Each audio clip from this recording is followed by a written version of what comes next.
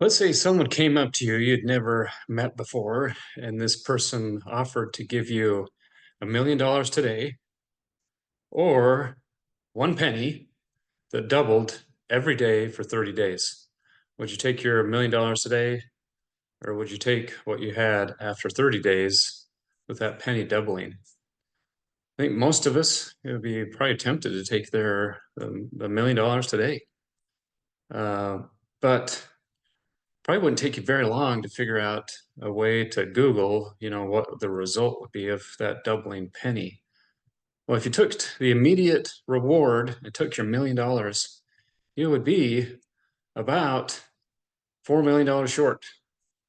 It's amazing the effect of compounding interest, compounding money in just a few days. As you can see here, yeah, I mean, the first week, you would have been way behind if you took the penny. It takes about 7 days to break a dollar. You'd still be way behind even if you kept the money uh, for 15 days, for instance. But you can see once it breaks a dollar, it the growth of the money just is exponential. Like in 3 days, the decimal place goes from a dollar to 10, and then from 10 to 100 is 4 days, and then from 100 to 1,000, another 3 days, and then another 3 days from 1,000 to 10,000. So that decimal place, that exponential growth is just incredible. So you can see you would be after about 28 days, it's kind of the break even, and better off to, of course, if you've got 28 days to let that money double, be better off to take that penny today and collect in 28 days 1.3 million, or in 30 days 5.3. Just that growth of that money, it's amazing the effect of compound interest it can have in our lives if you are able to put aside that money, not draw on the principal. You're much further ahead. I've been trying to teach my sons, especially my latest one. He's been working all summer and saved up about $4,000 or $5,000. And he said, I want to put this money and just buy a car. I want to just, he's got a car. He spent like 800 bucks, and I keep telling him, keep the money in your account. It's much better there. Just run that car to the ground that you got for 800 bucks. I have to spend a little bit of money repairing it now and then, but it's much better to try to live off of that interest than the principal. And much better things in life to buy than a car, like save for a house, save for much more important things.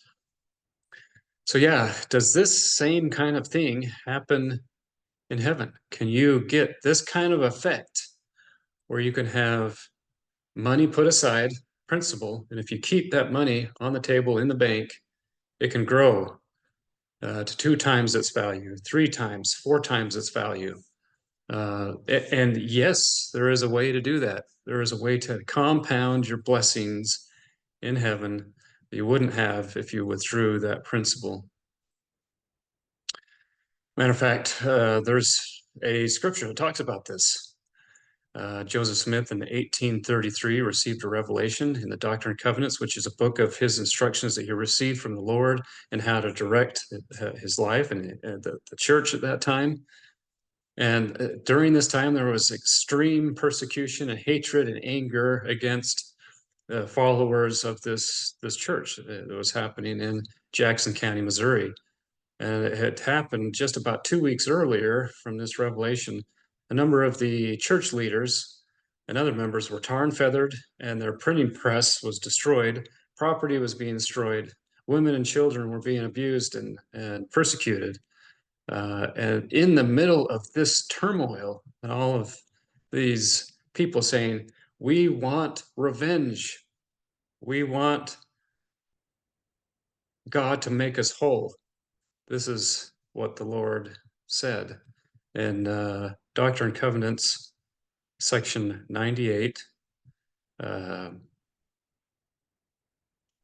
starts by saying, now I speak unto you concerning your families. If men will smite you or your families once, you shall bear it patiently and revile not against them. Neither seek revenge. You shall not, neither seek revenge. You shall be rewarded.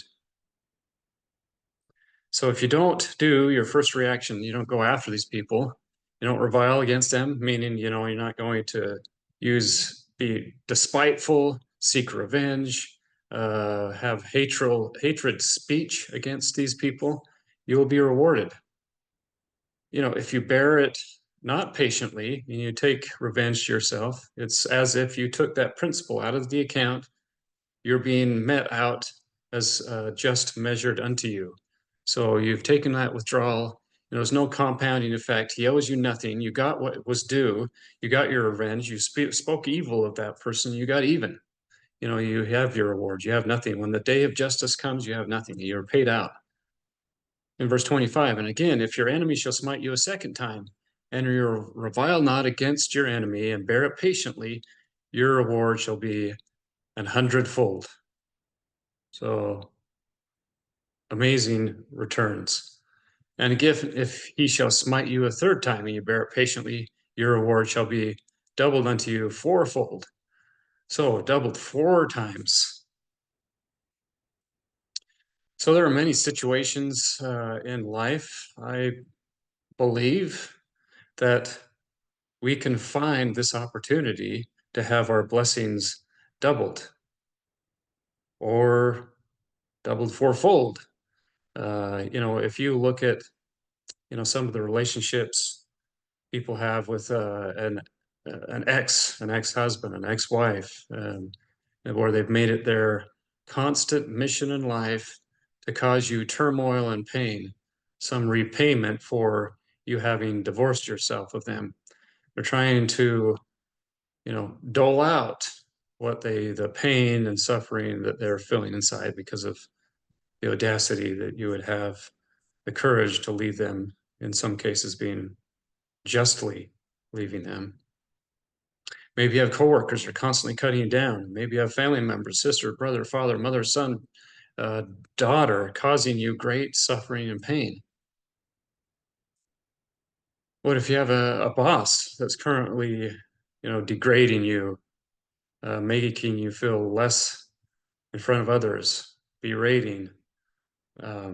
What should be your response?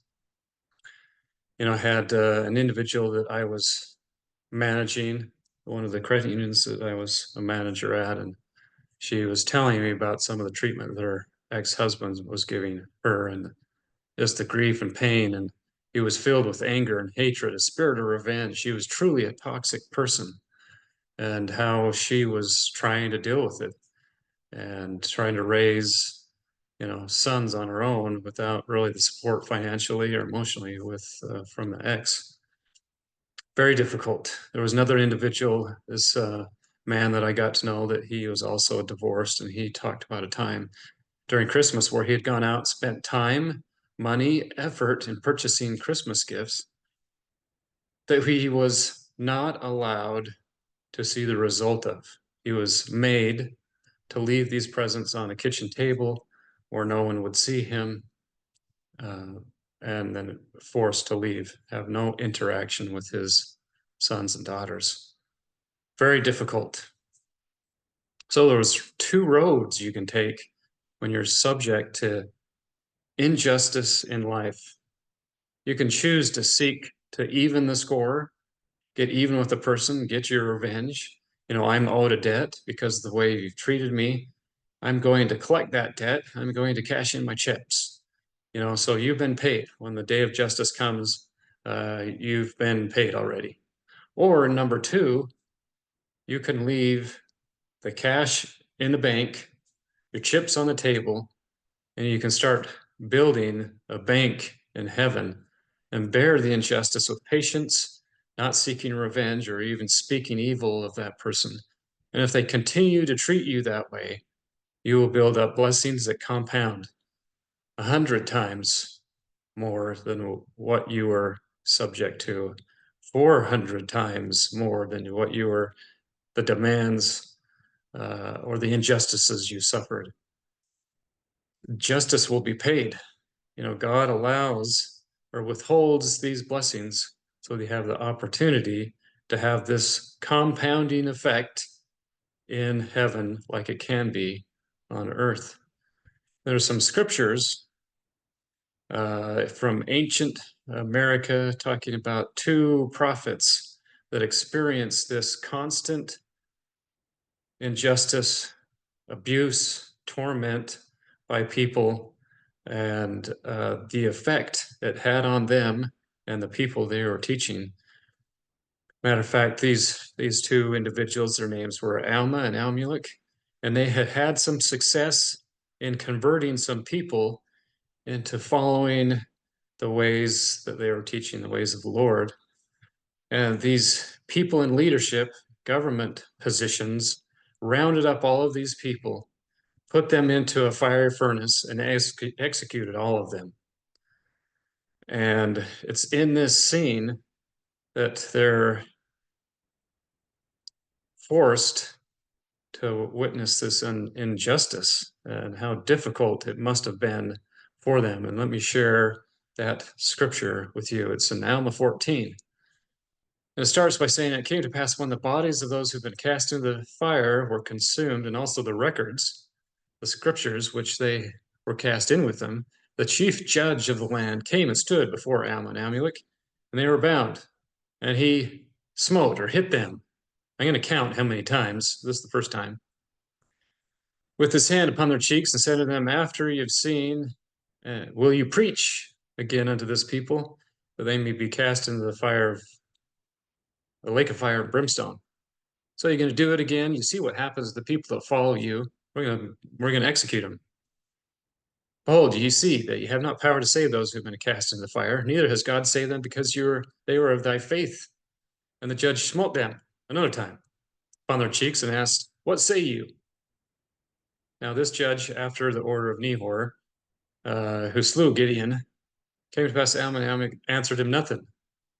And he smote them a third time, and delivered them to the prisoners to be cast into prison. And when they had been cast into prison 3 days, there came many lawyers, judges, and priests, and teachers who were of the same profession, Nehor's, and they came into the prison to see them. And they questioned them about many words, but they answered them nothing. So they didn't speak evil. Matter of fact, they didn't say anything. It came to pass that the judge stood before them and said, Why do you not answer the words of this people? Know you not that I have power to deliver you up to the flames? And he commanded them to speak, but they said nothing. It came to pass they departed and went their ways, but came again on the morrow, and the judge also smote them. It was the fourth time on their cheeks. And many came forth and also smote them. There's many, I'm only counting these instances, saying, Will you stand again and judge this people and condemn our law? If you have such great power, why do you not deliver yourselves? And many such things do they say, gnashing their teeth upon them and spitting on them, and saying, How shall we be looked when we are damned? And many such things, yea, all manner of such things did they say unto them. And thus they did mock them for many days. And they did withhold food from them, that they may hunger, and water, that they may thirst. And they also did take from them their clothes, that they were naked. And thus they are bound with strong cords and confined in prison. Don't you think God saw all of these injustices? Was he blind, ignoring all of these things? No, all of these things they were handling the way he would have handled it, and all of it was compounding, greater and greater and greater blessing until it started to overflow. He could not withhold justice. God started to fight their battles. So here's where it gets very interesting. It came to pass they had suffered for many days, and it was on the 12th day in the 10th month of the 10th year of the reign of the judge over the people of Nephi, that the chief judge over the land of Monihah and many of their teachers and their lawyers went into the prison where Alma and Amulek were bound with cords. And the chief judge stood before them and smote them again, and said to them, If ye have power, the power of God to deliver yourself from these bands, and then we will believe that the Lord will destroy this people according to your words. It came to pass, so it was a big group of them, the chief judge, the lawyers, the priests, the teachers, all went forth and started to hit them, saying the same words until the last. And when the last had spoken unto them, This is where he said, enough is enough. And God picked up his sword of justice. And when the last had spoken unto them, the power of God was upon Alma and Amulek. And they rose and stood upon their feet. And what happened next was as they stood on their feet, they broke the bands with which they were bound, and all of the people became terrified because they knew what they were doing. It was not just. They were so terrified that they went to run for the exit of the prison, and they fell to the earth. And then the earth started to tremble, and the whole prison collapsed, killing all of those people. The only ones that survived were Alma and Amulek, and they exited the prison without any harm being upon them. There can only be so many compounding blessings before it just like overflows. Couldn't be contained any longer. God sees all things. He sees the injustice you've endured. He sees how well you've endured it. Nothing goes unseen. He will even the score. He will make all things right. He is a just God. Trust him in all things. He will repay. Continue to build your account in heaven. Let the principal multiply exponentially. Don't withdraw your principal.